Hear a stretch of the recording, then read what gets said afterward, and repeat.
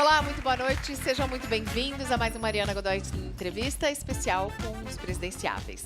Prestes a concorrer em sua terceira eleição seguida, Marina Silva aparece em segundo lugar nas pesquisas de intenção de voto. É a minha entrevistada de hoje. Muito obrigada a você que mandou pergunta, né, Mauro? Tem pergunta que chegou pelo Twitter com a hashtag do programa Mariana Godoy Entrevista. Obrigado pela participação. E para você que ficou o dia inteiro falando de futebol, agora a gente vai falar de coisa séria dos destinos do país. É papo sério aqui.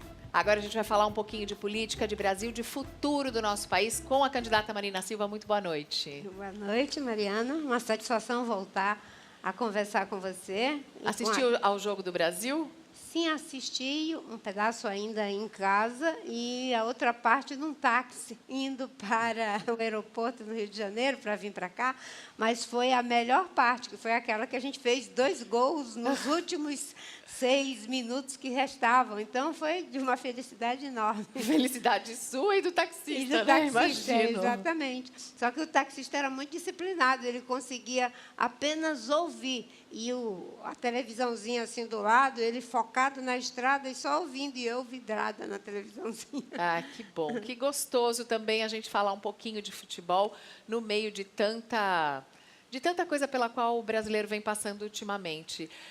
Você aparece em segundo lugar nas pesquisas de intenção de voto, num cenário que não inclui o ex-presidente Lula. Você acha que o ex-presidente Lula deveria poder participar dessa pesquisa ou deveria poder concorrer nessa eleição, por exemplo? Eu acho, Mariana, que a lei é para todos. A gente não pode criar 2 pesos e 2 medidas. A lei da ficha limpa diz que só podem participar aquelas pessoas que estejam de acordo com as exigências, que é não ter uma condenação em segunda instância, como, no caso, o presidente Lula já tem. Então, não podemos criar, né, mecanismos para proteger esse ou aquele interesse. Não é porque alguém é rico demais, popular demais, forte demais, que deve estar acima da lei. Infelizmente, os erros que foram praticados na política brasileira faz com que algumas pessoas não possam participar. Mas, quando se comete erros, a lei deve vir para corrigir os erros praticados. E é interessante porque, com essa sua opinião, talvez muitos eleitores do Lula não concordem com você e não vejam mais em você uma opção, ou você acha que isso não tem muito a ver? Porque existe uma disputa hoje por esse eleitorado do ex-presidente Lula, né? Mas as pessoas elas querem ver coerência, respeito ao mesmo tempo e ficar longe do oportunismo. Não se pode mudar o discurso daquilo que você acredita, daquilo que você defende, que acha que é o certo, só para iludir as pessoas na perspectiva de ganhar o voto. As pessoas sabem que eu sou uma pessoa comprometida com a justiça social, com o legado histórico que alcançamos em diferentes governos, não é? No caso do PSDB, nós tivemos um legado bom, que foi o Plano Real, que deve ser recuperado. No caso do PT, as políticas sociais. Agora, ninguém deseja que ninguém, por oportunismo, fique fazendo discursos que não são coerentes com aquilo que se acredita. E eu acho que as pessoas me respeitam muito mais, porque eu não faço uma adaptação do discurso para tentar canibalizar os votos do PT. Eu tento convencer as pessoas de que eu sou uma alternativa boa para o Brasil, porque sou capaz de reunir as pessoas, porque temos uma proposta que temos trabalhado nela desde 2010 para mudar o Brasil de verdade e porque não temos preconceito com nenhum dos partidos. E pessoas boas temos em todos os partidos. O problema é que eles estão no banco de reserva. E se ganhar, eu, como digo, sempre vou governar com os melhores da sociedade, dos partidos, da academia e dos movimentos sociais. Marina, a gente tem... Desculpa, eu só queria ler uma... Já que ela disse a gente tem os melhores, eu quero ler aqui uma mensagem que a gente recebe aqui da Ivana Maria, que diz o seguinte: você pode mostrar quais são as pessoas com as quais você vai trabalhar? Porque você aparentemente tem o dom de escolher grandes nomes. E ela pede para você demonstrar, através de um marqueteiro, o quanto você é forte e guerreira, porque ela ainda acha que, em algumas situações, você aparenta ser uma mulher frágil para comandar o país. Muito obrigada pela pergunta. E, bem, as pessoas com as quais vamos governar são aquelas que têm identidade programática. as pessoas que estão me ajudando, obviamente, que eu não estou, nesse momento, destinando ninguém para nenhuma pasta, mas tenho um conjunto de pessoas muito relevantes da sociedade que estão me ajudando a fazer o programa de governo. Na área econômica, eu tenho o Eduardo Janete, o André Lara Rezende, tenho pessoas que estão colaborando comigo na questão das políticas sociais, como é o caso do Ricardo Paz de Barro, um grande formulador de política pública para pessoas em situação de pobreza e de miséria, um dos criadores do Bolsa Família, e assim temos em todas as áreas. E são essas pessoas que mostram para a sociedade o quanto relevante é o projeto que estamos defendendo. E, obviamente, que, como eu disse, Mariana, nós não vamos governar apenas com as pessoas dos partidos. Tem muita gente boa na academia, tem muita gente boa dentro do empresariado, dos movimentos sociais, porque hoje a política ela está nessa situação de degradação, porque ela foi sendo privatizada, e principalmente os pedaços do Estado, pelos partidos. E um governo ele tem que se compor com a inteligência da sociedade, que é muito maior do que aquilo que temos dentro dos partidos. O Edson Veloso quer saber se você já escolheu um vice. Ainda não, mas quando escolher, será um vice complementar e compatível com as ideias que defendemos para mudar o Brasil e tirar dessa crise que já nos levou para uma espécie de fundo do poço. Alguém que seja uma composição programática, que defende educação de qualidade, saúde, segurança pública, desenvolvimento sustentável, proteção do meio ambiente. Alianças com o PT, outros partidos? Olha, o segundo turno a gente discute no segundo turno, né? Eu venho numa trajetória independente desde 2010, mostrando que a polarização PT-PSDB já deu o que tinha de dar e que já nos levou para uma situação muito difícil e que agora é o momento de um novo alinhamento político. É claro que, ganhando a eleição, nós vamos dialogar com os melhores dos partidos, mas não com aqueles que levaram o Brasil para o buraco, e principalmente os melhores da sociedade, porque a maior inteligência e competência talvez esteja, com certeza, na sociedade. Olha, Marina, o Henrique Pedrosa quer saber se é verdade que você está se aproximando do Luciano Huck, na verdade, do Agora, né, e do PPS. Bem, eu tenho um diálogo com vários movimentos que estão se constituindo de renovação na política.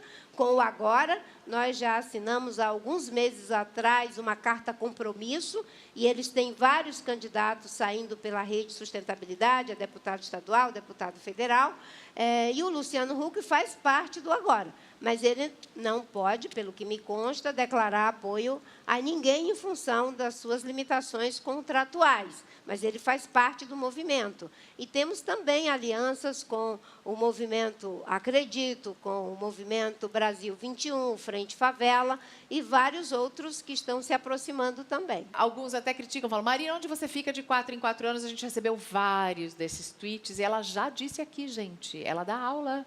Quando ela não está fazendo campanha, ela está dando aula. Mas será que é uma crítica à demora em você se posicionar sobre alguns assuntos que acontecem e todo mundo tuita rapidinho ou se expõe logo numa rede social e aí você demora um pouco mais para se manifestar? Eles acham que você não se posiciona logo ou desaparece?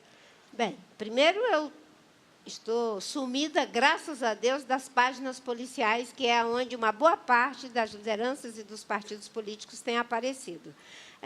Uma outra coisa importante é que eu não apareço dizendo o que a maioria diz, mas o tempo todo eu tenho me posicionado sim, Mariana, né?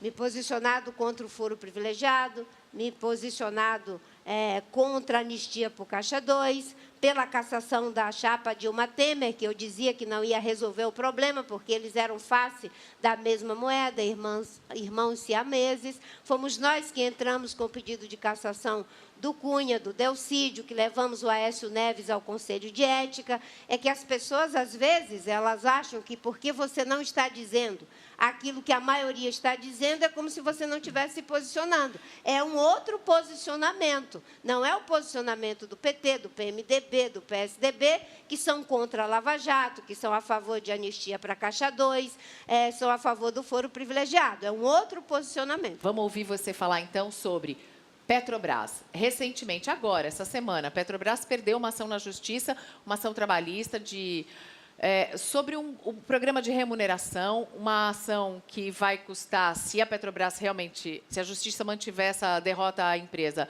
15 bi, mais retroativos, mais 2 bi por ano, e é uma conta que cai no bolso do brasileiro, é o brasileiro que paga. Existe, no seu programa de governo, alguma proposta para a Petrobras? Qual é? Em primeiro lugar, não vamos privatizar a Petrobras, nem o Banco do Brasil, nem a Caixa Econômica.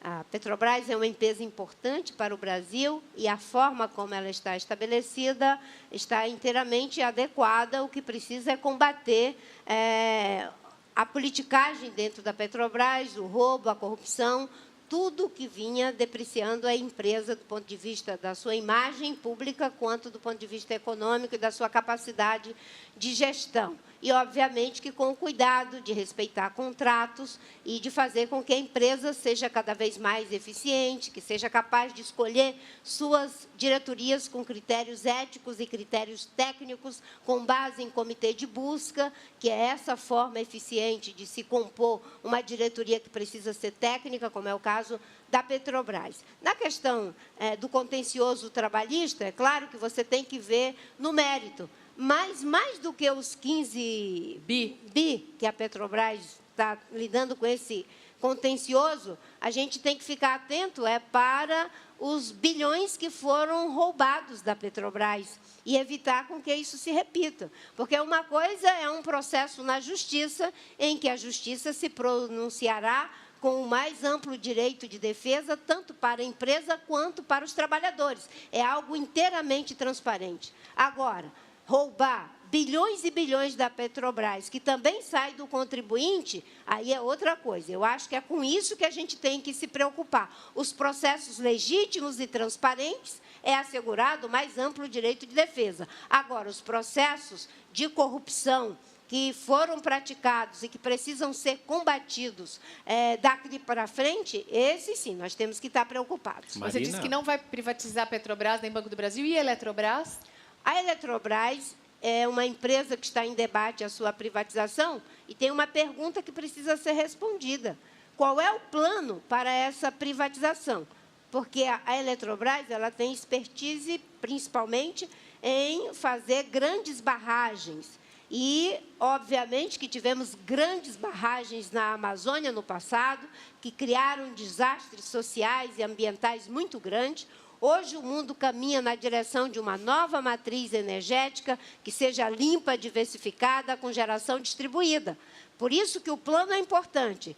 Quando o governo diz que vai privatizar a Eletrobras, ele está dando um sinal. Vai ser mais barragens na Amazônia, como Belo Monte, ou ele vai privatizar uma empresa em que uma boa parte do espaço de investimento será destinado para as energias limpas, como o mundo e o problema das mudanças climáticas estão a exigir. Uma outra coisa, vender um ativo dessa magnitude da sociedade brasileira para tapar os buracos das dívidas públicas é uma pergunta que tem que ficar clara também para a sociedade, porque, como diz o Eduardo Janete, ninguém pode vender as joias da família para almoçar em casa. Um ativo dessa magnitude tem que ser usado para investimentos que possam trazer um retorno duradouro para a sociedade brasileira. Ela tem uma outra expertise, que é também na questão da condução de energia, mas não é o conjunto do espaço de investimento que precisa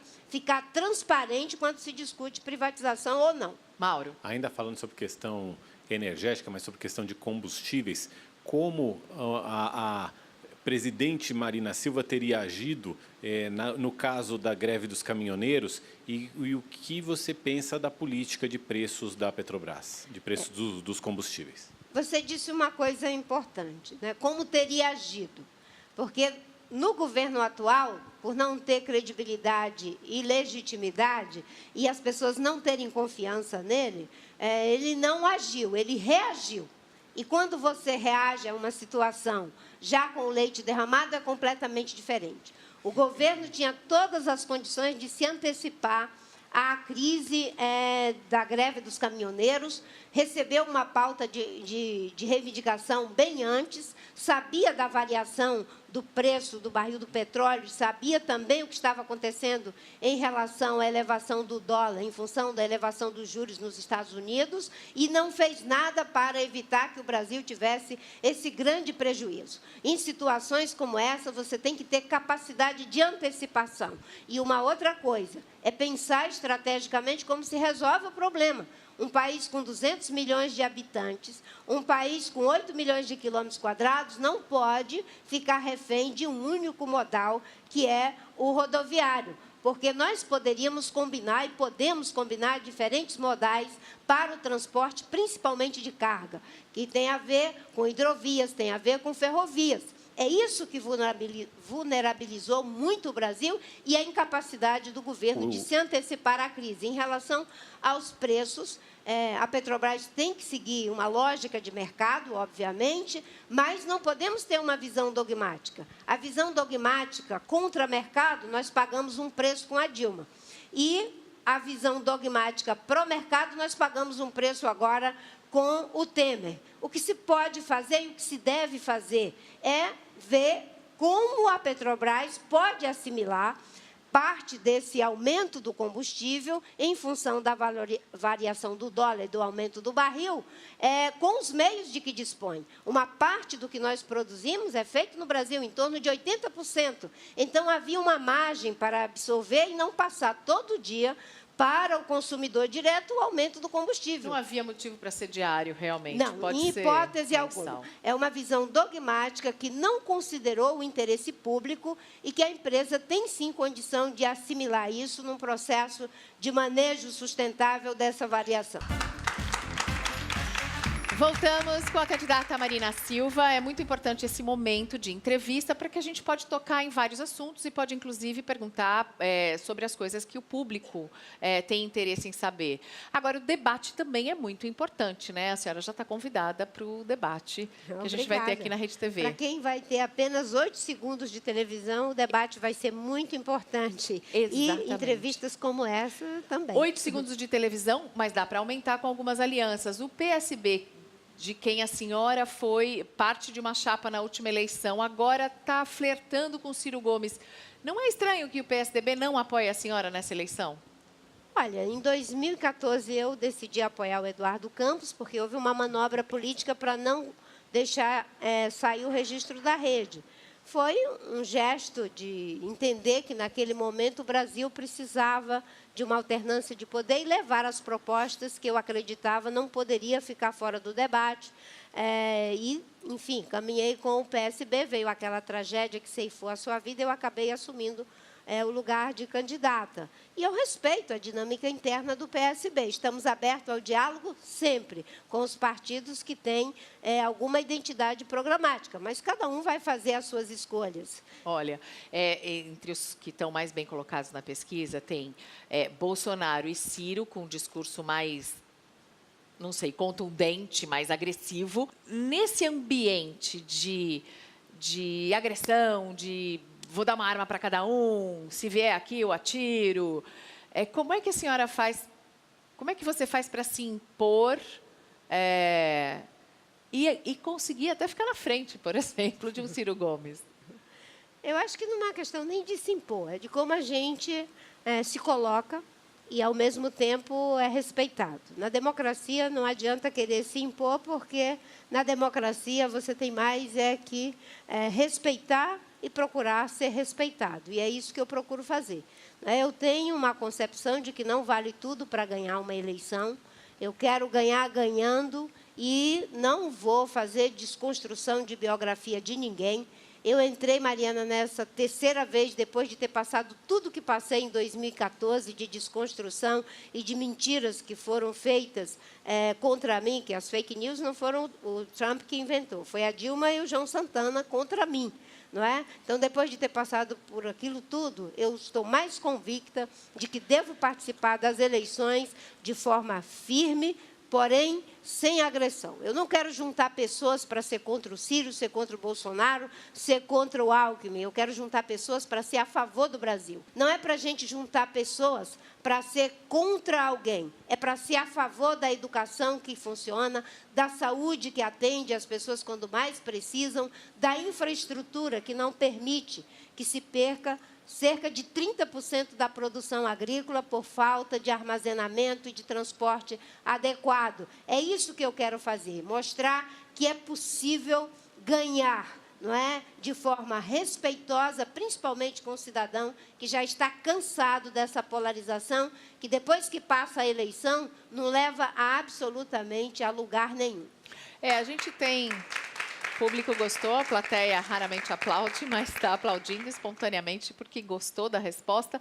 A gente tem no Brasil um histórico de ser usado para... A gente percebe que tem pessoas com grandes interesses comerciais fortíssimos, fazendo acordos para direcionar a política pública. Eu tenho certeza que deve haver interesse de pessoas da área de saúde, que o nosso SUS não dê certo, e o nosso SUS é maravilhoso. Eu tenho certeza que tem pessoas na área de educação, que são empresários da educação, que têm interesse no sucateamento do que é o ensino público. Como é que a senhora vai convencer esses homens que têm só interesse no lucro a participar de um governo para todos? Bem, em primeiro lugar, o convencimento que se faz em relação a interesses que não são transparentes e não são legítimos é a aplicação da lei. A lei é a única forma de você manter o que é interesse público e não deixar que interesses ilegítimos, de forma subreptícia, venham a direcionar as ações do Estado. O Estado tem que estar aberto para o diálogo, para o empreendedorismo, para a capacidade criativa e inventiva da sociedade, mas não pode ficar refém de agendas ocultas. Então, se nós temos um plano de educação que tem como meta educação de qualidade para todos, você tem que fazer os investimentos corretos e qualquer coisa que não esteja nessa direção não é compatível com o sistema nacional de educação. Se você tem um sistema único de saúde, cujo objetivo é ter saúde de qualidade na baixa, média e alta complexidade, você tem que ter os recursos e a estrutura de pessoal que viabilize o atendimento da saúde pública para que uma pessoa não tenha que levar meses para marcar uma consulta. Quando você se orienta por princípios e valores, tem um programa e cumpre com as regras, o que está estabelecido na lei, você está imune a esse tipo de manobra de quem quer que seja. O problema é que, ao longo do tempo, o Estado foi se tornando corrupto e corruptor. É só olhar para o problema da venda de medidas provisórias para poder atender interesses ilegítimos, o que foi feito com o dinheiro do BNDES, o dinheiro do BNDES para meia dúzia de grandes empresários, como é o caso da JBS, do Eike Batista, em prejuízo do empreendedorismo, que poderia ser, inclusive, para mulheres que estão na periferia querendo empreender. Pessoas que gostariam de ter uma padaria, um salão de beleza, gostariam de ter um lugar para poder ter uma atividade econômica que melhorasse a sua renda. Então, quando a gente tem, não é, esses princípios, você não se deixa levar, em hipótese alguma, não é, por essas agendas que vêm na contramão do que é interesse público. Uma das grandes preocupações do eleitor hoje é com a questão da segurança, e esse é o discurso de centro do candidato Bolsonaro, por exemplo. Quais são as suas propostas para o setor de segurança pública? Em primeiro lugar, não é essa ideia de que violência a gente combate com mais violência. Não é? O Estado é que tem a obrigação de proteger as pessoas. Não é liberando porte de arma para que cada um faça a sua defesa pessoal. Né? A democracia evoluiu, os Estados surgiram como uma contribuição enorme para melhorar a vida da sociedade, porque ele é que tem que prover determinados serviços, oferecer saúde, educação e segurança pública. Um sistema nacional de segurança pública que seja capaz de integrar o trabalho das polícias. Por que isso não é feito até hoje? Porque me parece uma coisa tão simples, informação compartilhada. Por que isso não acontece? Bem, em primeiro lugar, nós temos um problema dramático da violência que cresce, o tráfico de drogas, o tráfico de armas, e um governo federal que virou as costas para os estados. E até mesmo naqueles estados que a gente tinha conseguido algum ganho, como foi no caso de Pernambuco, na época do Eduardo Campos, voltou para trás. Então, nós temos que olhar para a evolução do problema, mas sem desresponsabilizar, que de Itamar a Fernando Henrique, de Fernando Henrique a Lula, de Lula a Dilma e Temer, o problema da segurança pública ficou apenas com os estados. Agora ele virou um tema nacional em função do caos que está a segurança pública com estados que vivem em completa situação de desgoverno. Então, é um sistema que seja integrado, com polícias que trabalhem a investigação de ciclo completo, valorização dos policiais, com formação continuada, valorização econômica dos policiais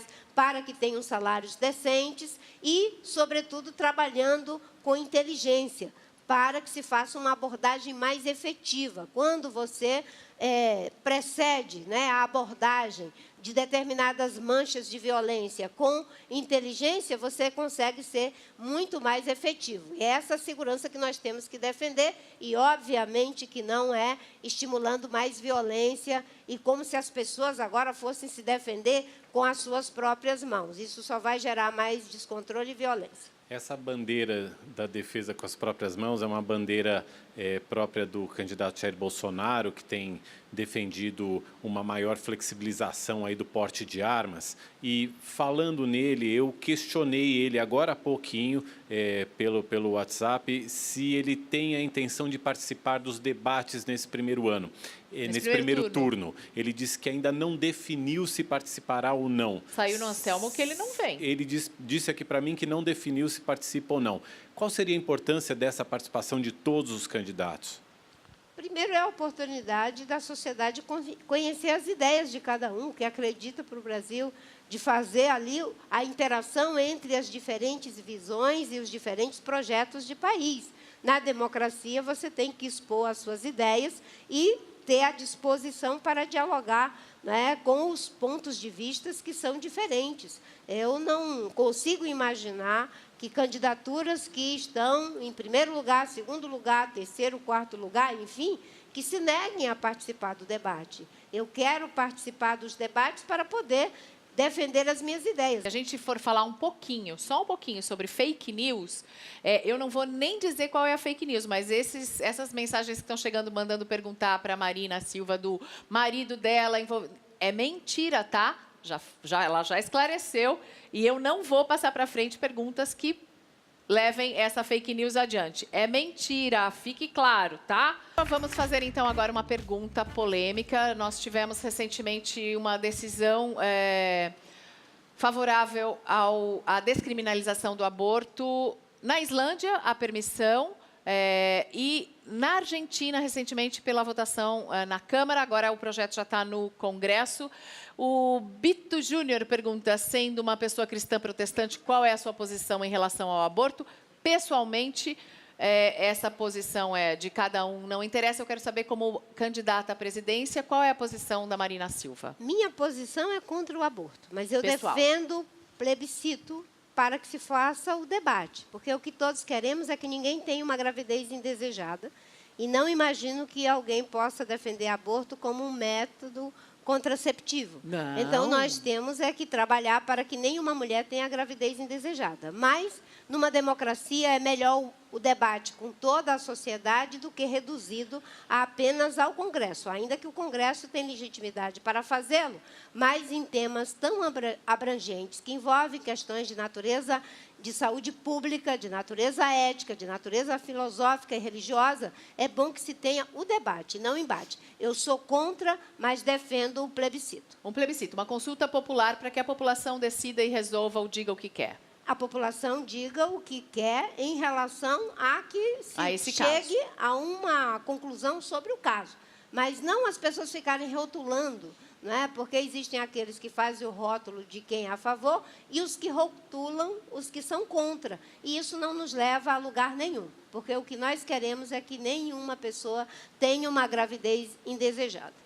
Mauro. Marina, queria entrar um pouquinho no campo da economia. Agora a gente sabe que além da violência, da segurança pública que a gente abordou no bloco anterior, a questão do desemprego e essa economia emperrada da gente preocupam, são duas questões que preocupam muito as pessoas. A Andréia Fontinelli, por exemplo, te pergunta que medidas você pretende tomar para recuperar a economia se for eleita. O Joseph Tepperman pergunta se o seu perfil vai ser mais intervencionista na economia. O que você pensa a respeito? O que dá para dizer para as pessoas? Melhorar a economia brasileira tem um fator que a sociedade pode ajudar e ajudar em muito. Eleger um governo com credibilidade para poder voltar os investimentos aqui para o Brasil.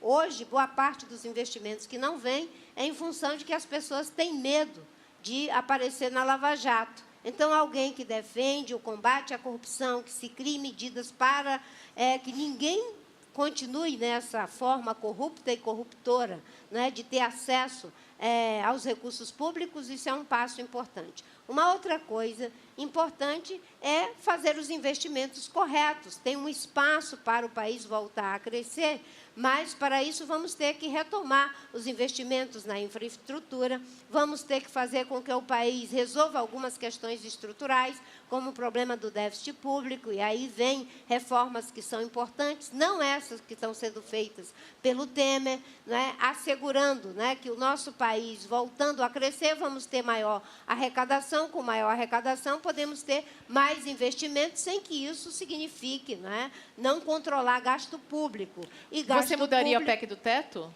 Da forma como foi feita, o próprio Tribunal de Contas está dizendo que é inviável, porque, segundo o Tribunal de Contas, que aprovou as contas do Temer com várias ressalvas, né, ele diz que daqui a 6 anos não se terá mais condição absolutamente de nada, a não ser os gastos obrigatórios. E não era necessário congelar, não é, os investimentos públicos por 20 anos, em um país que tem a educação que tem, a segurança que tem, a infraestrutura que tem.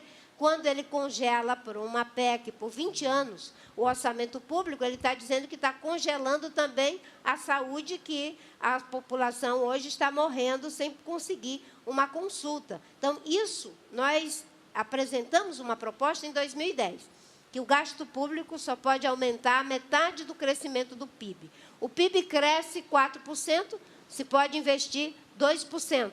E isso é possível fazer através da LDO, através da lei orçamentária. Não precisa congelar o gasto público, mas é claro que precisamos conter gasto público, porque não se pode gastar mais do que aquilo que se arrecada. E a reforma da Previdência é parte dessa redução de gasto público, sem que isso signifique precarizar direitos, porque não vamos defender uma reforma que diz que se tem que trabalhar 49 anos para poder fazer jus à aposentadoria integral. Olha, a gente recebeu também aqui uma pergunta que é de um telespectador que quer saber por que numa eventual vitória, você não seria candidata a uma reeleição? Porque a reeleição no Brasil e na América Latina passou a ser um problema, Mariana. As pessoas não fazem o que é necessário para o país, fazem o que é necessário para se reeleger. Nós temos que sair dessa lógica de política de curto prazo para alongar o prazo dos políticos. O PSDB ganhou dizendo que queria ficar 20 anos. O PT ganhou dizendo que queria ficar 20 anos. E fazem tudo para ficar no poder, não para melhorar a vida das pessoas. Se tiver que sacrificar os empregos, fazendo coisas erradas na economia, como foi feito, que levou o país a essa situação de crise, é isso que vão fazer. Se tiver que controlar inflação de forma artificial, é isso que vão fazer. Então, a reeleição, no meu entendimento, deve acabar. Devemos ter um mandato de apenas 5 anos, a partir de 2022, porque não se pode mudar as regras do jogo durante o jogo. Se ganhar, eu terei apenas 4 anos. E, obviamente, que estabelecendo também uma outra forma de governo. Não é mais o governo baseado no toma lá da cá que temos hoje. Eu defendo um presidencialismo de proposição, onde se compõe o governo com base no programa. A Alemanha levou 6 meses fazendo um contrato de governo para Angela Merkel poder governar com base no programa. Na Itália, nós temos agora os 5 estrelas e a Liga. Um teve 32%, o outro teve 16%. E, durante 5 meses, debatendo também um contrato de governo. E aqui no Brasil, quando o Itamar Franco fez a transição, foi quase que um contrato de governo. Pessoas de diferentes partidos que se uniram para tirar o país daquela crise. Esse é o momento de alguém que tem a capacidade de unir o país, de chamar os melhores do empresariado, dos partidos, da academia, da sociedade, para fazer essa transição de um governo pragmático, fisiológico, com base no toma lá da cá, para um governo programático, onde a gente mantém conquistas, independente de quem foi o governo, e a gente corrige os erros e encara os desafios de um país que possa ser justo do ponto de vista social e próspero do ponto de vista econômico. Marina, a gente sabe que um presidente eleito aqui no Brasil, ainda por cima eleito em segundo turno, chega com força no começo do mandato. O que você proporia nos seus 6 primeiros meses de mandato? Quais seriam as suas prioridades? Bem, nós temos uma prioridade que, no meu entendimento, é número 1. Estabelecer um novo padrão para governar. Sem isso, não adianta ter, como a gente diz lá no Norte, uma embiricica de prioridades. A Dilma entrou com uma agenda de prioridades que não eram as melhores para o Brasil, mas eram as prioridades dela. O Temer entrou com uma lista de prioridades que, no meu entendimento, não eram as melhores para o Brasil, mas eram as deles. E, mesmo com bancadas enormes, não foram capazes de governar. A prioridade número 1, estabelecer uma nova governança e uma nova governabilidade para o Brasil. Um novo padrão de governo. Eu costumo dizer que nós precisamos mesmo refundar a República. Sem um país republicano, não vamos resolver a prioridade número 1 de educação, a prioridade número 1 de saúde, a prioridade número 1 de segurança e a prioridade número 1 de recuperar empregos. Vai ter que mudar a Constituição? Para a nova governança? Não. A sociedade brasileira pode mudar de postura, mudar a postura antes de mudar as estruturas. Né? Um governo que seja eleito sem entrar na lógica do vale tudo para ganhar, de alianças incoerentes, que não tenha uma atitude de ódio com esse ou aquele partido, que tenha uma disposição para o diálogo. Né? Eu sempre, quando me perguntam como é que eu vou governar se eu tenho um partido pequeno, eu digo, vocês têm que perguntar como é que a Dilma não governou tendo partidos grandes e como é que o Temer não governa tendo ele também partidos grandes. É bom as pessoas saberem disso, que se quem está no comando não vai fazer o jogo do toma lá da cá, não vai conversar com esses tipos do Congresso, vai ter que ter o apoio da população, né? Vai conversar com o povo. O apoio da população para fazer as coisas certas. Evitar, não é, a compra do voto no Congresso, que é um absurdo. E, obviamente, que um governo que estabeleça uma outra régua. Se for presidente da República, jamais terei atos obscuros, não é, e não transparentes, recebendo qualquer que seja o lobista ou empresário pela garagem do Palácio do Planalto, de forma subreptícia. As coisas têm que ser feitas claras. E não é errado ter interesse. Todo mundo tem interesse. O erro é quando alguém acha que o seu interesse, de forma ilegítima e antirrepublicana, se sobrepõe ao interesse do outro. Não. Muito obrigada, Marina. Marina Silva, nossa primeira entrevistada na volta às entrevistas com os presidenciáveis, agora em 2018. Obrigada, Marina. Eu é que agradeço a vocês que estão nos acompanhando. Obrigada, Mauro. Obrigado, Mariana. Obrigado, Marina. E obrigada a vocês você. todos que participaram. Obrigada pelos tweets que enviaram. Marina, boa noite.